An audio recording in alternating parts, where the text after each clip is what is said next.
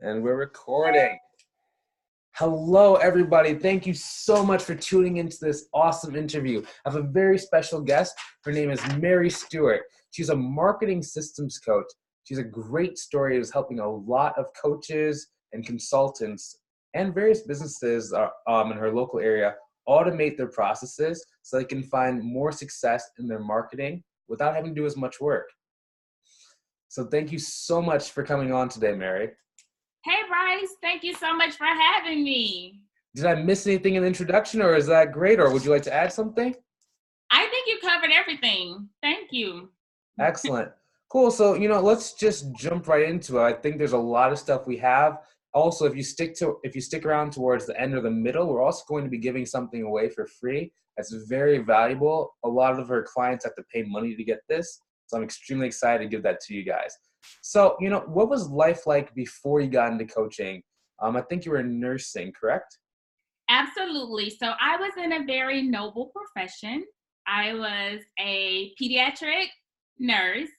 Then I went into pediatric, being a pediatric nurse practitioner. And I took care of kids with blood diseases and cancers. And while I was doing that work, I got burned out due to compassion fatigue and not being able to grow much in that area. So I started looking for ways to kind of feel better and then kind of still be able to complete my job. So I found coaching. I found wellness coaching, and I started helping women build out wellness goals. So that is what I was up to before I became a coach. That's really cool. Yeah, I've heard a lot about compassion fatigue in the past couple of years. Like, I know a lot of therapists experience that. So that's really interesting that you were experiencing that as well. That's pretty cool that you were doing that, and that wellness was the next area. It seems like it flows really well into each other. And now, how did you switch from the wellness coaching towards more of the marketing? Was it like local first, or was it? Yes, so I started out with goals, and that's kind of still what I help people do. But I started out in my local community with the wellness goals, and then people started needing help with marketing. And I have an affinity for marketing, so I kind of combine all of the things that I love: coaching, systems, and marketing. And that's where I am now. Okay, that's really cool. So okay, so the trigger for you was, you just got burned out with the compassion fatigue, but you still wanted to help people. That's really cool. So what problem are people trying to solve when they're coming to you nowadays? Their first problem, or their biggest problem, is trying to find clients. Okay. But they're like grossly underestimating what it takes to actually get a client. Right. So maybe letting their site go live, or posting a couple of posts on some social marketing platform and then leaving it there for crickets.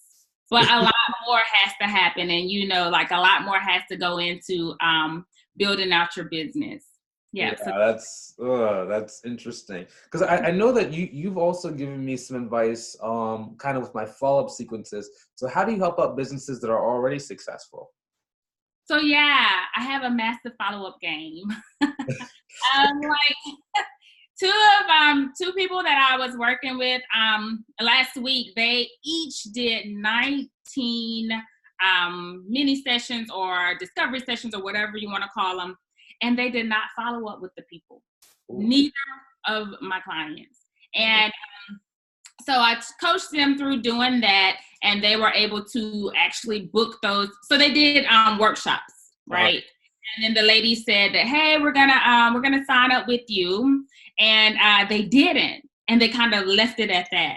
And I was like, oh no, we have to go back in and talk to them and continue to follow up and continue to engage them. Yes, because the follow up is very important as a part of the relationship building. Exactly. Yeah, I just want to make that distinction, because not only does she work with newer businesses, her systems also work even better for people who've already been in business for a little while. For example, like she was talking about with the lady, she was telling me a little bit about this before the interview, where the lady just never followed up. She just didn't know what to do. She just assumed if someone says no, they're never going to buy from me. Right. So Mary just said, okay, cool. Let's plug in this follow-up sequence. The lady did it, ran on autopilot, and then they got the people to sign up. And that's what she can do for your business. So let me ask you this, do you only work with coaches, or who else do you work with too? So I work with coaches and I work with people in my community, but mostly coaches online, like online service providers. Yes. Oh, that's cool. Yeah, I know you have a really cool Facebook group. I don't know if I'm invited to it yet because I don't know if it was only for women only. Who do you usually work with? Is it only women or? Yes. Right now, it's just women. So unfortunately, you're not invited, but you can invite me into the group. Yeah. So that's why I can't really see, but we've done some screen shares and it looks like there's some really great stuff in there. So what is your vision for your coaching business? So my vision for my coaching business is to continue to help people, and on a massive scale. So I want to add retreats to my business as well as conferences all over the United States, and go from one-to-one coaching to group coaching to 7 figures. And I know that it's taboo to talk about 7 figures, but you have to set your goals, make it plain, and go for it. Exactly. Yeah, I don't know why it's taboo. It's like if you don't talk about it, or if you don't even write it down, you're probably never going to hit it because you forget about it, right? Right. So especially when things get hard. I mean, that's the number one thing I see with my clients, right? They'll want to have a big goal. They'll get in the weeds and they'll say, I don't want to make 10,000 per month anymore. I actually want to make 5,000. Then it goes down to 3 and it's like, I don't know anymore. But, Right. so let me ask you this. So what does success look like for you? Success looks like for me, it's just basically having time freedom and like being able to do things on my terms. Being able to travel, being able to play pool, being able to be creative and like think up super cool things and put them out into the world. Like all of that, being able to have time to do me, really. Well, so you mentioned pool. Is that one of your favorite activities or? Yes, pool is my absolute favorite activity. I play pool in the amateur pool league, and my team is called the Dream Team. Uh, This past summer, we went out to Vegas to shoot in the pool tournament. Oh, wow. That sounds really cool. I don't know. Maybe I'm trying. Okay, people on the interview, I'm trying to convince her to make a course about how to do pool. I would actually probably buy that. Because I used to have a pool table and like I don't really have enough time to practice like I used to. But if I could think about like what do you look at when you're setting up your shot? How do I hit it off the cushion? How do I hit long shots? How do I hit short shots? How do I hit spin? How do I beat people, psychologically without even having to pick up the cue, stuff like that. You're also an inventor, right? Can you tell us a little bit more about that? Yes. Can I go back to that pool thing? Okay. As with anything, pool, you win that game in practice. Just like they say in the professional sports and all of that, you win those games in practice. So when you go to the table and you're smiling like me, because I smile most of the time, but I've already practiced, like I stand there and I crush it. Wow. So they call me like the secret weapon. Oh, that's Yeah. nice. I mean, I'm sure your clients call you that too. I Oh, yeah. mean, especially, yeah, that's really cool that you're actually living that in all areas of your life. Wow. Yep. So Go ahead. we're gonna say I think there was a lag right there, but what are you saying? You're gonna say something about being an inventor? Yeah, I asked you that a couple seconds. Yeah. So how many inventions do you have? What do you do to invent stuff? So basically, like you said, things just kind of flow over to other parts of my life. Like with coaching, I help people. So I was seeing a need in nursing, and I was able to fulfill that need.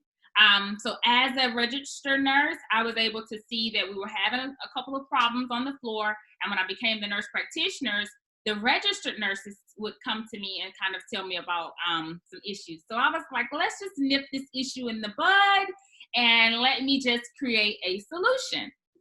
So I created a solution, and I have a patent application in the United States as well as internationally. Wow. That's Yeah. really cool. But that's exactly how like good businesses and good products start. You see the need, you have the audience in front of you because that one's a captive audience, and then you just turn around and you sell it to them. Absolutely. Oh man, you're good. I like this. I like this. So, that's interesting that you're talking about, time freedom and being able to do things on your own terms.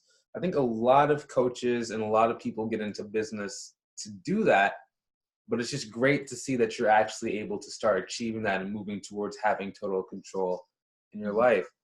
So, oh yeah, I forgot about that. Do you have anything for our viewers to be able to get a taste of what it's like to work with you?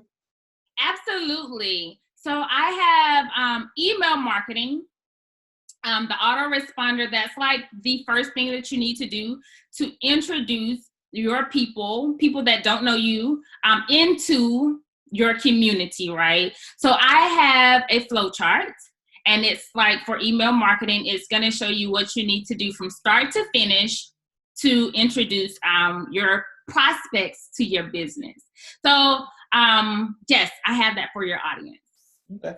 Can they reach out to you through either direct message or maybe, friend request you on LinkedIn or Facebook?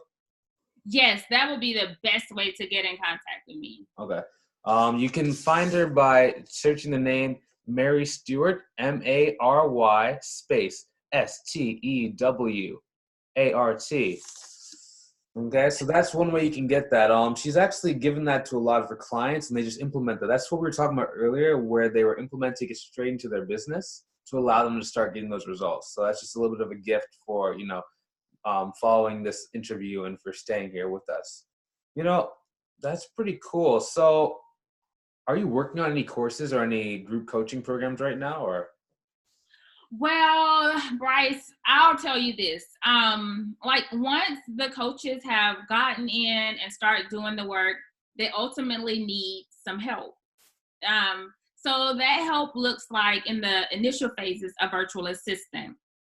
And I've seen like the clients, or I've seen coaches just like get stuck in that area. So that is the next step that I have for my business, is to help coaches hire their first VA and make sure that they're able to implement the processes and make sure that the transition is smooth. Now, I can either have a course for that, or me and my team can kind of walk them through that. I think that's one thing we're going to work on in the future, because for me, I like to manage the virtual assistants instead of just teaching. So that'd be kind of cool. You show them how to find the VAs. Bryce's team manages them, and then we just make money off the back end. That's great. That's pretty cool. So how can people learn a little bit more about you? So I have a Facebook page, and I go live over there quite often. I'm also on LinkedIn, and my website is www.marystewart.net. And I'm also over on Instagram at Be Well with Mary. Okay. Yes. Cool, yeah. And then if you're a woman coach, you might be able to go join her group while it's still free and available to the public. What's the name of that group called? Goal Setting Society Pop-Up. Okay, Goal Setting Society Pop-Up. All right, that's cool. So thanks so much for doing this interview with us. I can't wait to, learn more and see more about your journey and on your way to 7 figures, maybe even beyond. Who knows? Yes, I like that. That's a good goal to start with, but I think you can actually make it further. Right. So, yeah. Okay, to the audience, thank you so much for watching this interview. If you enjoyed this content and want to see more stuff just like it, I recommend you join my group called Uncapped Growth Strategies. As the name suggests, we give you everything from strategies, flowcharts, PDFs, live training, free training, interviews with experts just like Mary that allow you to be able to move your business forward by following the trails and the success crumbs that they leave behind, right? As Tony Robbins says, success leaves clues, and I want you to get your clues, okay? So I'm going to have a link for this in the description below, as well as in the comment section surrounding this video. Hopefully you enjoyed this interview, and I can't wait to see you guys either in the group or on the next video. Have a great day, guys. Thanks so much, Mary, and we're going to see you guys later. I'm going to stop recording.